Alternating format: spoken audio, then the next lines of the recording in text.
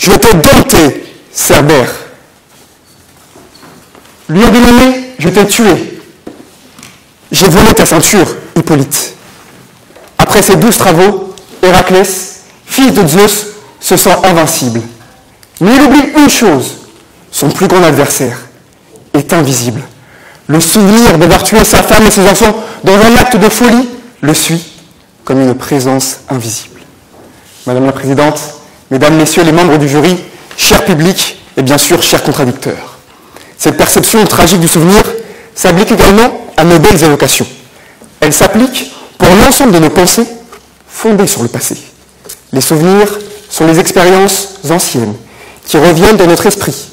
Ce sont des images mentales fournies et conservées par notre mémoire. Victor Hugo prononça ainsi cette magnifique phrase « Le souvenir, c'est une présence invisible ». Cette phrase du poète nous invite aujourd'hui et nous donne le privilège, à Erwan et moi, de mieux s'y attarder, de mieux la comprendre pour encore mieux l'accepter. Il serait donc pertinent, cher auditoire, de se demander si les souvenirs ne sont rien de plus que des présences invisibles. Pour tenter d'éclairer cette réflexion, je me demanderai en quoi le souvenir est une présence, qu'il réside au sein de chacun d'entre nous. Puis, j'observerai l'invisibilité. Elle permet l'intimité et c'est ce qui fait sa beauté. Mais l'écueil réside dans le fait que le souvenir avance masqué et est donc plus dur à désarçonner. Enfin, j'évoquerai avec vous la subjectivité du souvenir. Celle-ci étant responsable à la fois de la présence et de l'invisibilité. Entrons dans le vif du sujet en observant la présence du souvenir. Ce dernier fait renaître le passé. Il défie les flèches du temps. Les événements écoulés ne sont pas aspirés dans le néant, dans l'oubli pour toujours. Au contraire, notre esprit va raviver la flamme qui existe en nous. Chaque souvenir est une combinaison unique de neurones interconnectés. Cela n'est pas seulement une illusion. À chaque fois que votre esprit aiguise et retrace ses pensées, votre cerveau forme de nouvelles connexions. Elles sont présentes. Le nier, cher contradicteur, cela serait nier la réalité en tant que telle. Cela serait nier les neurosciences. Lors de notre contre-plaidoirie, que j'attends avec impatience tellement je sais qu'elle sera bonne, vous allez devoir vous souvenir de mes arguments. À cet instant précis, vos milliards de neurones vont s'activer, certainement en panique, je ne vous le souhaite pas, cherchant à se rappeler de mes arguments pour mieux les contrer. Votre combinaison de neurones, qui est invisible, sera bien présente, cher contradicteur. Mais cela n'est pas une simple présence. Celle-ci est exacerbée. Le propre du souvenir est de se remémorer son existence. Plus nous pensons à un souvenir, plus il se renforce dans notre esprit. Un matin, une étoile apparaît. Pourtant, il ne fait pas nuit. Le soleil brille des mille yeux. Rayonnant, il traverse le ciel céleste dans le char d'Hélios, le dieu du soleil. Les oiseaux chantent, les feuilles mortes de la fin de l'automne laissent place aux bourgeons du début du printemps.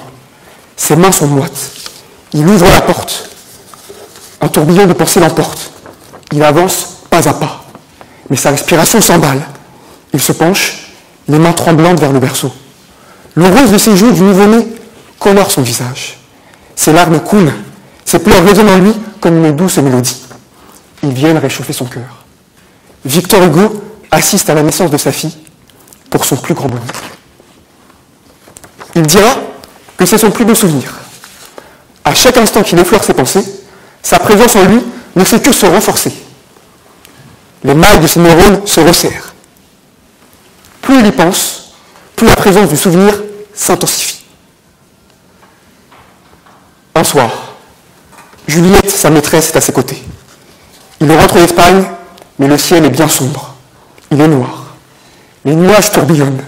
Le vent violent se colle contre le journal du poète et le froisse. Il tourne la page. Un mauvais pressentiment l'envahit. L'orage gronde et les clapotements de pluie effacent légèrement l'encre du journal. Le romancier a le visage figé. Il s'effondre sur le sol et lâche le papier. Il vient d'apprendre, avec son plus gros désarroi, la disparition de sa fille. Violemment, subitement, Léopoldine n'est plus de ce monde. 10 ans se sont écoulés, mais l'homme politique est toujours dévasté. Ce souvenir tragique le ronge de l'intérieur. Il ne quittera jamais son esprit. Plus il soit publié, plus il y pense. Plus il y pense, plus le souvenir se renforce. Qu'il soit bon ou mauvais, cher public, le souvenir est en vous, bien présent. Les émotions varient, bien sûr qu'il y a de la nuance, mais le plus grand des points communs réside dans leur présence. Désormais, cher auditoire, après avoir observé sa présence, penchons-nous sur le caractère invisible du souvenir. Cette cape d'invisibilité, cette faculté d'être présent sans toujours indiquer sa présence, est à double tranchant. L'aspect le plus contraignant apparaît pour les traumatismes refoulés. Ils vont engendrer de lourds effets psychiques. Même si l'individu les refoule, ce dernier va être impacté. Prenons, cher public, un exemple. Une femme a été abusée. Elle va être traumatisée et il est possible qu'en guise d'autodéfense, son cerveau refoule cet événement.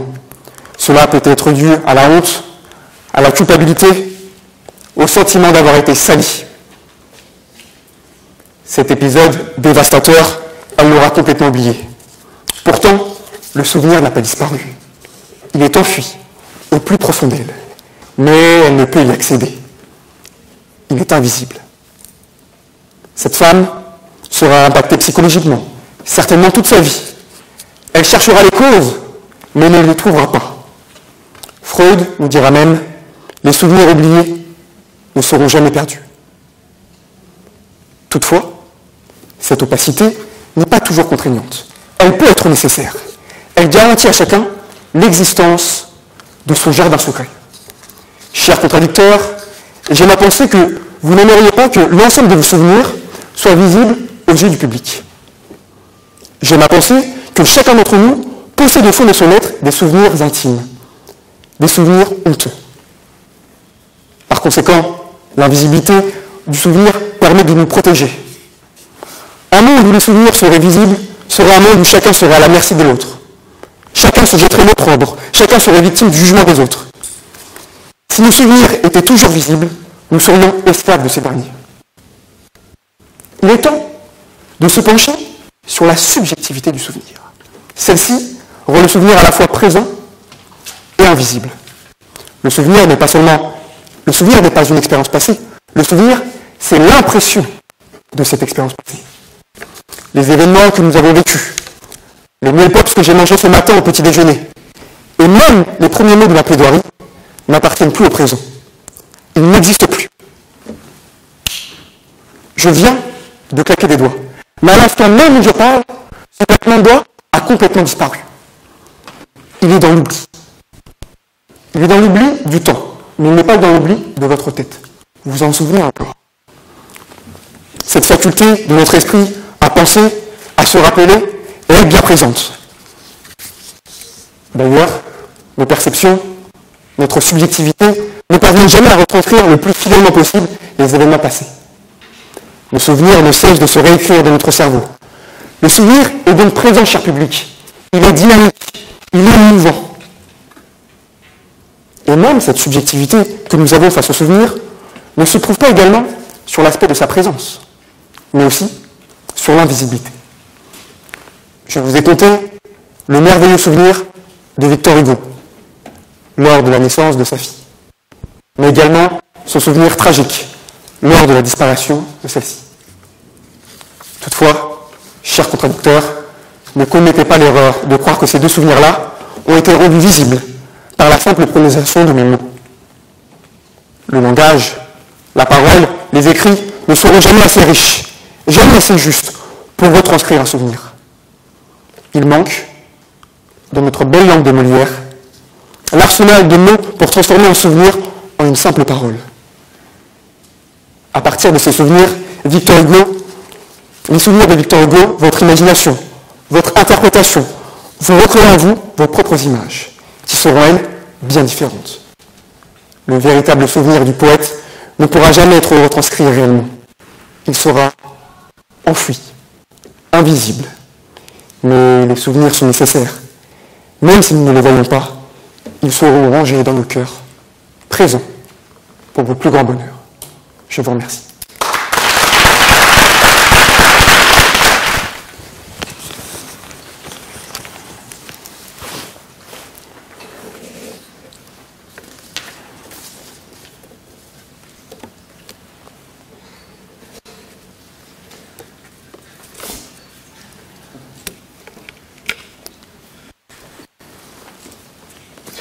Excusez-moi, cher public, j'ai une question pour vous. Vous voyez bien ces photos? Tout le monde la voit?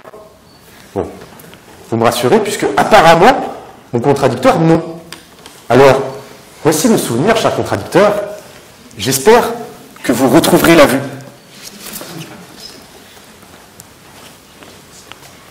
Madame la Présidente, chers membres du jury, cher public, cher contradicteur, le souvenir est-il une présence invisible? Avant de répondre à la question, procédons à un travail de définition.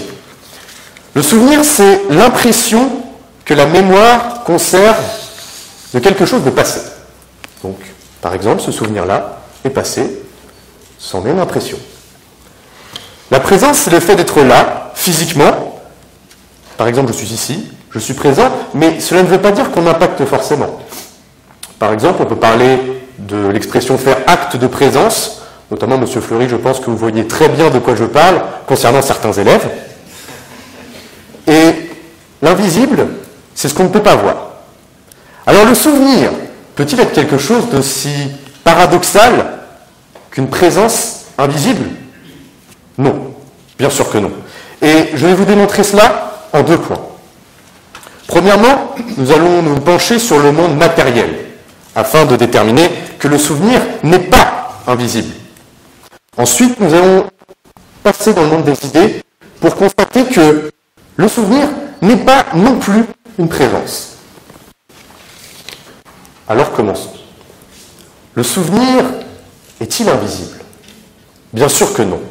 Et il est même la plupart du temps visible. Exemple tout simple, la cicatrice. La cicatrice, c'est un souvenir visible, marqué physiquement sur le corps de quelqu'un. Lorsqu'il y a une cicatrice, il y a un souvenir associé à ce dernier. Le souvenir de la cicatrice est visible, c'est une marque qui ne s'effacera jamais sur son propriétaire. Que ce soit pour les blessures les plus graves, ou alors les blessures les plus bénignes. Exemple tout simple, le nombril. Le nombril, c'est une cicatrice liée à les séparations du cordon ombilical. C'est un souvenir que nous portons, nous, dès la naissance, mais ce n'est pas parce qu'on n'arrive pas à s'en remémorer que ce souvenir est invisible. Vous possédez un nombril, cher contradicteur. Bon, je vous remercie. De même, il suffit de regarder l'histoire pour constater que le souvenir n'est pas forcément invisible. Les monuments historiques sont factuellement visibles. Ne me dites pas que vous ne voyez pas la Tour Eiffel, l'Arc de Triomphe, voire même le Panthéon. Ce sont des souvenirs visibles de l'histoire qui vont la marquer de façon indélébile. De simples morceaux de marbre brut, nous allons en créer une œuvre qui va remémorer le souvenir de ce passé. Les statues sont là pour laisser un souvenir qui n'est pas et ne doit pas être occulté. C'est donc le souvenir visible de notre histoire. De même que toute trace historique, par la même occasion, est le plus grand des souvenirs, après tout. Cette histoire est visible, racontée par ses sculptures, ses écrits, ses monuments. Le souvenir de cette gloire passée est gravé à tout jamais. Alors comment parler de son invisibilité, surtout quand on sait que cette histoire est même possible au quotidien. Nous vivons au quotidien cette histoire. Par exemple, il y a toujours un monument aux morts dans notre commune. Ce monument est présent et visible, même si vous refusez de le voir. Alors je vous le demande, qui n'est jamais allé au monument aux morts de sa commune? J'ajouterais même, qui n'a jamais vu un monument aux morts le 14 juillet? Il ne disparaît pas le 14 juillet. De même que la plupart des gens sont là pour célébrer cette date. Cette date est-elle invisible? Non. Et vous savez qu'elle est présente, cette commémoration, à moins que vous ne soyez un mauvais patriote. Dans ce cas-là, je m'en excuse. Passons à quelque chose maintenant de plus sérieux. Entrons dans le monde des idées, pour constater que dans ce monde, le souvenir est invisible, mais il n'est pas non plus présent. Car la présence, comme son nom l'indique, est de l'ordre du présent. Le souvenir est une chose passée. C'est une chose morte qui ne peut plus être présente. Et lorsque l'invisible est là, dans l'univers mental, ce n'est que le reflet d'une présence passée. Mais ce ne sera jamais véritablement une présence. Commençons d'abord par le monde matériel. J'ai comme exemple ceci. Ceci est un souvenir visible, matériel, c'est un souvenir pour moi. Alors, l'élément matériel est présent, l'objet est présent, il est visible. Maintenant, si nous passons dans le monde des idées, le monde psychique, ce n'est pas la même chose.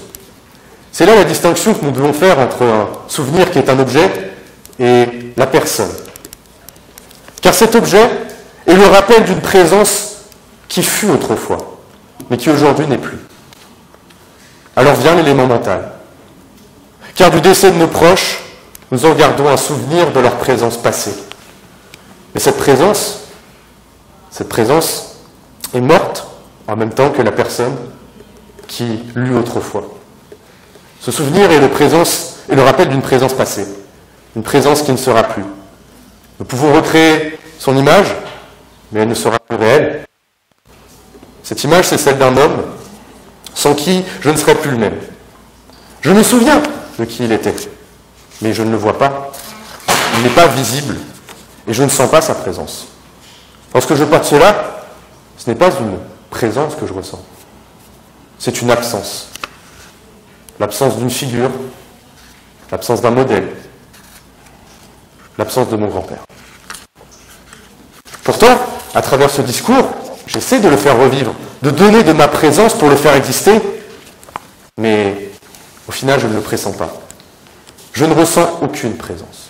Il n'est plus là, il ne sera plus jamais là. Et peu importe les efforts d'imagination que nous pouvons faire, nous ne pouvons pas recréer une présence de façon artificielle. Ce n'est que de ma présence que je rappelle le souvenir.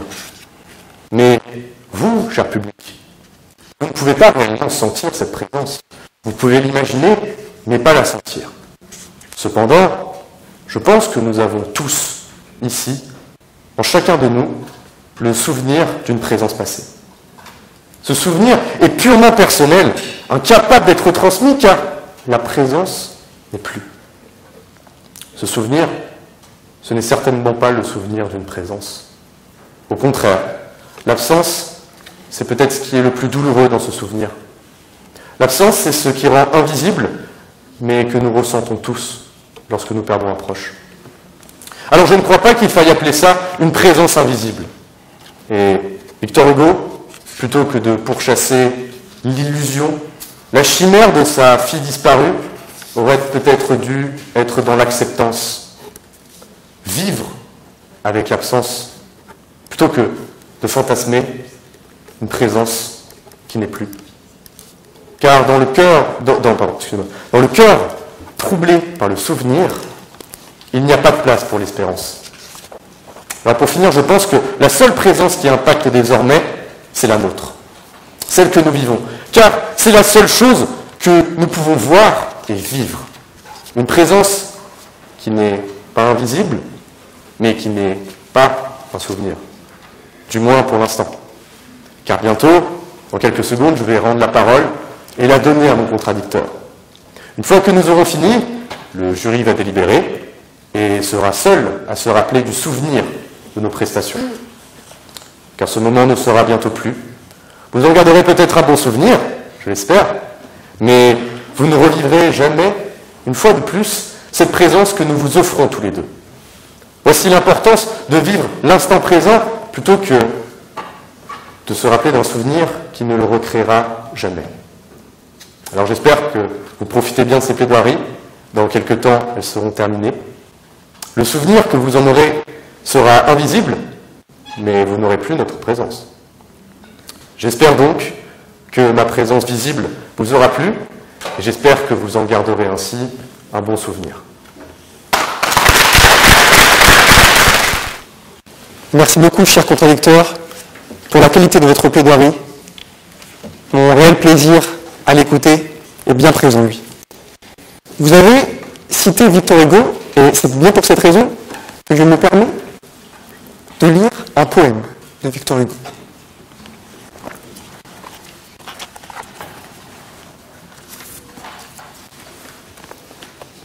Demain, dès l'aube, à l'heure où blanchit la campagne, je partirai. Vois-tu, je sais que tu m'entends.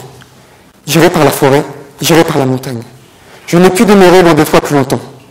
Je marcherai, les yeux fixés sur mes pensées, sans rien voir au dehors, sans entendre aucun bruit. Seul inconnu, le dos courbé, les mains croisées. Triste, et le jour pour moi sera comme la nuit. Je ne regarderai ni l'or du soir qui tombe, ni les voiles qui tombent au loin sur Harfleur. Eh bien, je vais peut-être vous surprendre, chers contradicteurs, mais ces mots, écrits par Victor Hugo, vont dans votre sens. Il est en train de rendre visible une personne. Pour cela, il dit « J'espère que tu m'entends, j'espère que tu m'entends. Je n'ai pu demeurer loin de toi plus longtemps. » Il s'adresse donc à nous directement.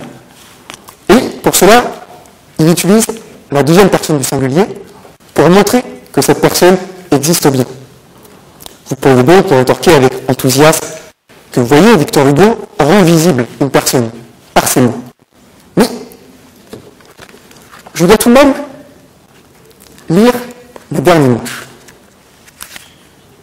Et quand j'arriverai, je mettrai sur ta tombe un bouquet de houverts et de bruyères en fleurs.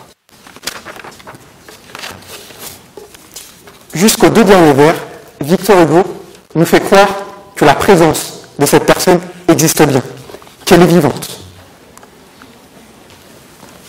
Eh bien, Victor Hugo vient nous montrer que je peux vous faire croire à tout le monde, Victor Hugo peut vous faire croire qu'une personne est bien là. Sauf que dans ces deux derniers vers, il va avouer que cette personne n'existe pas. Ce que je veux dire par là, c'est que le souvenir est subjectif, et je peux vous conter un souvenir, je vous ai conté tout à l'heure le souvenir de Victor Hugo, le beau et le moins beau. Mais pouvons-nous en avoir la conviction que ce souvenir existe réellement, qu'il ne nous a pas menti? Comment pouvez-vous en être sûr? En réalité, nous n'en savons rien. Nous ne savons pas si le souvenir qui nous a été partagé est vraiment un souvenir ou juste une histoire, et là, cela n'a rien à voir. Concernant votre photo que vous m'avez donnée, j'espère que je pourrai la garder. Vous êtes plutôt beau gosse dessus, donc en fait, je vous remercie. Puis, vous m'avez donné l'exemple du souvenir, du cadeau souvenir, du monument aux morts, de la tour Eiffel. Le dictionnaire indique précisément le Larousse, objet qui rappelle la mémoire de quelqu'un ou d'un événement. Mais tout d'abord, il ne faudrait pas confondre tous les objets, tous les monuments. Lorsqu'il est défini dans le dictionnaire le souvenir, au sens de la chose, palpable, matérielle, comme vous l'avez dit, il s'agit bien de certains objets qui rappellent la mémoire de quelqu'un ou d'un événement. Prenons un exemple. J'ai dans ma main un objet, une bouteille d'eau, que j'ai achetée tout à l'heure, elle ne m'évoque rien. Puis, à côté, j'ai une globe, un souvenir qui a été offert par l'équipe Rhétorica. Eh bien, un inconnu, lorsqu'il va voir cette globe, aucune image particulière va lui venir en tête. En revanche, moi, à chaque fois que je regarderai cette globe, je penserai à notre demi-finale, je penserai à l'ensemble des plaidoiries que nous avons passées tous ensemble, et ça va m'évoquer une kyrielle de souvenirs. Et ça, cher public, les inconnus ne pourront jamais l'observer. Puis, vous avez utilisé le même raisonnement pour une cicatrice. Elle ne va pas vous évoquer un souvenir, car il ne sera pas perceptible par la vue.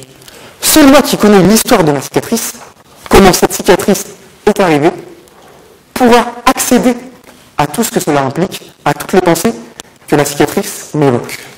Et tout cela se passe dans ma tête, et donc c'est bien invisible.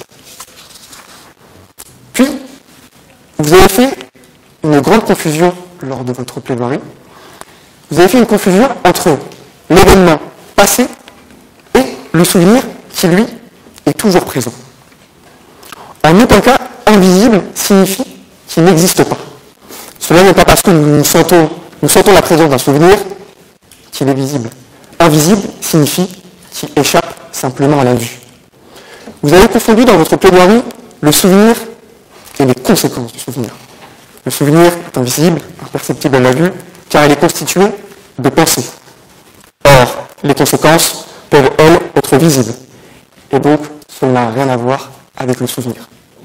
Une personne qui est impactée psychologiquement par un souvenir malheureux, par exemple, et donc sombre dans la dépression, nous allons voir les conséquences sur son corps, sur son visage. Mais ces conséquences visibles ont certes été provoquées par un souvenir, mais elles ne sont pas le souvenir. Le souvenir reste, lui, invisible dans ses pensées. Pour conclure cette plaidoirie, j'avais à cœur de vous raconter une anecdote personnelle qui me permet d'illustrer parfaitement mes contre-arguments concernant la thèse de mon contradicteur. J'ai l'immense privilège, chaque week-end, de donner à manger à une personne qui est centenaire. Et j'ai pris pour l'habitude de lui parler de mon sujet Rhétorica, pour bénéficier de son expérience. Et à chaque fois, elle me rétorque, vous savez, je suis bien trop âgé, je ne pourrai pas vous aider, c'est plus de mon âge. Puis, j'ai reçu ce sujet sur le souvenir, et j'étais obligé de lui en parler. Une personne qui a vécu 100 ans devrait m'apporter plein de choses.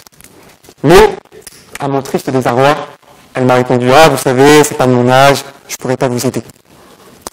Et le midi, en partant, je mettais ma veste, et d'un coup, elle s'est mise à réciter un poème de Victor Hugo pendant 30 secondes, qui s'appelle « Ô souvenir, aurore ».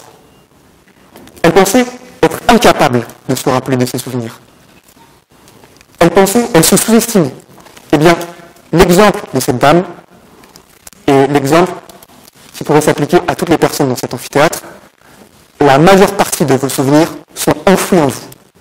Ils sont présents, mais ils sont invisibles. Et de temps en temps, ils peuvent ressortir, mais la grande majorité de vos souvenirs ne ressortiront jamais.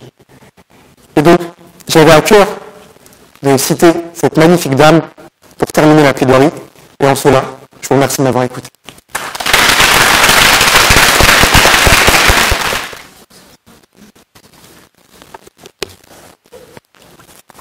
Cher contradicteur, j'aurais aimé avec plaisir vous laisser ce souvenir de moi que vous dites même beau gosse, mais malheureusement, je vais devoir vous le retirer car il semblerait que la vue ne vous soit pas revenue entre-temps. Alors, je suis désolé, je vais devoir vous reprendre ce souvenir et vous inviter à consulter un ophtalmologue.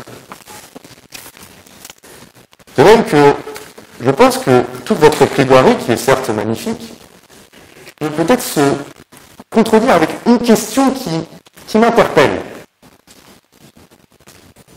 Votre plaidoirie, du moins le souvenir que nous aurons de votre plaidoirie, sera-t-elle le souvenir d'une présence invisible? Dommage pour vous. Vous semblez critiquer ma vision matérielle des choses, mais j'ai l'impression que vous oubliez que je n'ai pas oublié l'aspect psychique des choses. Je vous ai expliqué que les deux sont deux entités indépendantes l'une de l'autre. Et vous semblez les confondre. Si le souvenir est visible, si le souvenir est présent, il est visible. Si le souvenir est invisible, il n'est pas présent. C'est une réminiscence et en aucun cas un souvenir, une présence. À moins peut-être, j'ai une idée qui vient de me percuter, à moins peut-être que vous souffriez d'un dédoublement de la personnalité. Effectivement, la présence est invisible, mais peut-être pas le souvenir. Et de même que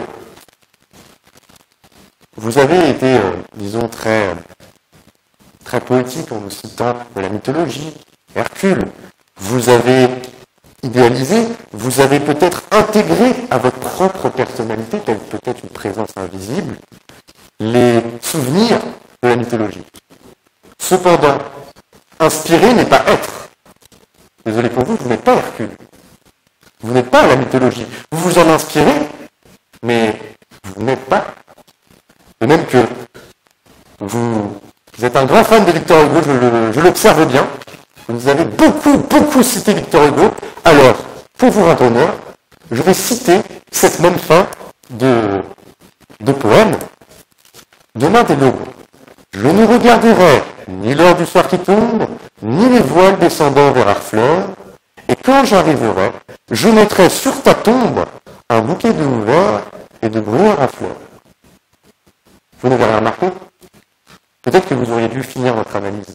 Car on parle d'un souvenir visible, la tombe, donc le souvenir matériel de la présence passée de sa fille. Le souvenir est donc visible. Vous voyez que Victor Hugo a déjà répondu à sa propre question, ou plutôt les paradoxes de Victor Hugo ont répondu déjà à la propre question, et ce avant que vous preniez la parole. Dommage pour vous, mais si je peux vous rassurer, pour terminer, je vais citer Rousseau, qui nous disait « Mieux vaut être homme de paradoxe que de préjugés ». Alors j'espère que vous n'êtes pas un homme de préjugés, de ce que j'en constate, vous ne l'êtes pas, mais ce qui est certain, c'est qu'en défendant votre thèse, en tant qu'orateur, vous êtes certainement un homme de paradoxe. Je vous remercie. Merci beaucoup, messieurs. Donc, je vais maintenant donner la parole aux membres du jury qui vont vous poser quelques questions. Maître Ostet ? Est-ce que le souvenir contribue à la construction de l'homme? Peut-être à Monsieur Mbaye. Alors, pour répondre à votre question, évidemment, le souvenir contribue à la construction de l'homme. Sans souvenir, nous serions des êtres sans identité. Et donc, le souvenir est prépondérant pour se construire, pour aller de l'avant. En revanche, admettre que le souvenir permette de construire un homme ne remet pas en cause ma thèse. Le souvenir est bien là, présent, justement pour permettre d'avancer, mais il est invisible. On ne peut pas le constater. Il est invisible à l'œil nu.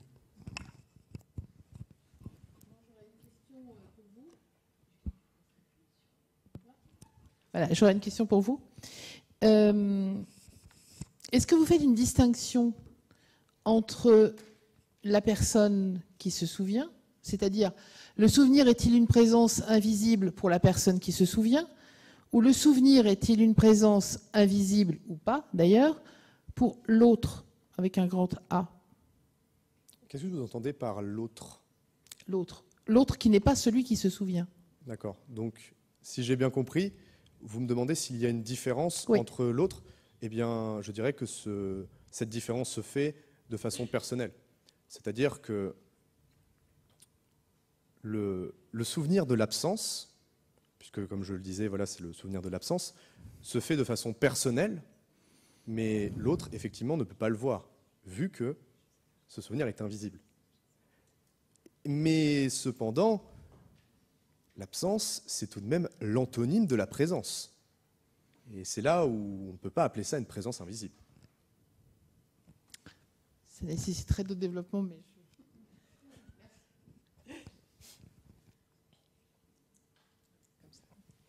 Oui, je vais enchaîner avec une question pour Monsieur Mbaye. Vous avez dit que plus nous souhaitions oublier un souvenir, plus au contraire nous y pensions. Est-ce que selon vous, il existe tout de même un moyen de rendre moins présent un souvenir que l'on estime désagréable? Alors, le fondement de ma pensée, ce n'est pas tous les souvenirs qui ont été passés sont constatés par notre esprit. Ils peuvent être enfouis, et comme l'a dit justement Freud, tous les souvenirs oubliés ne sont pas disparus. Donc évidemment qu'il est possible d'y arriver. Mais lorsqu'il y a un souvenir qui vous ronge, comme un deuil, eh bien, vous ne pouvez que y penser. Et vous allez essayer de l'oublier, parce qu'il peut vous impacter dans la vie, et en essayant de l'oublier, vous allez inconsciemment y penser, et donc il va devenir plus présent. Parce que les neurones, lorsqu'on constate les neurosciences, les neurones vont se renforcer, et donc ils sont présents. Donc lorsque j'entends mon contradicteur dire qu'il n'y a pas de présence, eh bien scientifiquement c'est faux.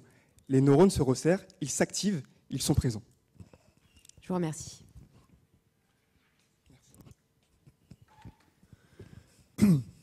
Monsieur Guedin, iriez-vous dire à une personne atteinte de la maladie d'Alzheimer que le souvenir n'est pas une présence invisible? Une personne donc qui perd ses souvenirs, je devrais lui dire que le souvenir n'est pas une présence invisible. C'est bien ça votre question? Je dirais que non, puisque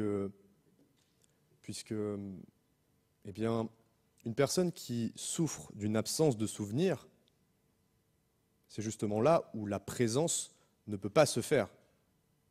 Et alors que sur le commun des mortels qui n'est pas atteint d'Alzheimer, le souvenir est une absence, nous ne pouvons pas dire à une personne qui souffre justement d'absence qu'il y a présence, sinon ce serait une grosse contradiction.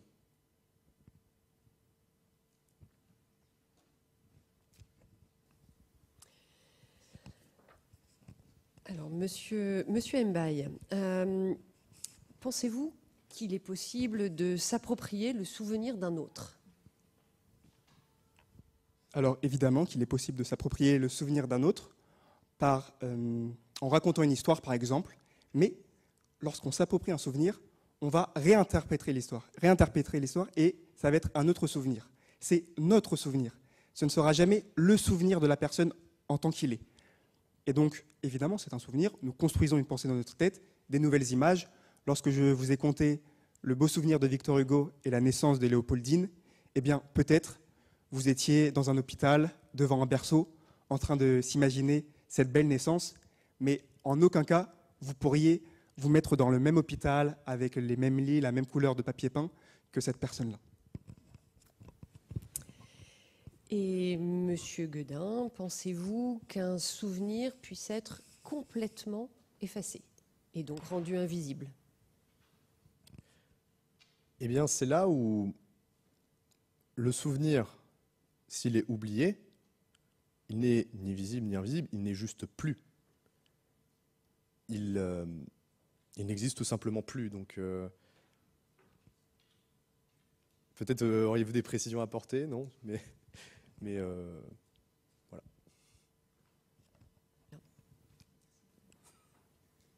Et donc? Je ne sais pas, j'attends des instructions.